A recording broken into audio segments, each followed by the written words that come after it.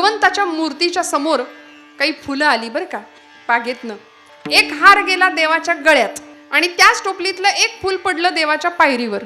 मग त्या पायरीवर पडलेल्या फुलांनी प्रश्न विचारला देवाच्या गळ्याच्या हारातल्या फुलाला.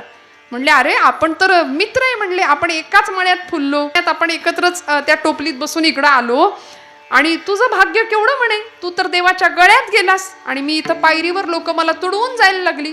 म्हणले अरे फुला, मी देवाच्या गळ्यात आलो याचं एकच कारण आहे आणि तू देवाच्या पायरीवर आहे याचं एकच कारण आहे की देवाच्या जर गळ्यात चढायचं असेल तर आपल्या काळजातनं सुई आरपार न्यावी लागते म्हणाले. आणि मी ते केलं, मी सहन केलं, त्याचा परिणाम मला देवत्वाचा दर्जा मिळाला. मला देवाने डोक्यावर घेतलं, मला देवाने जवळ केलं.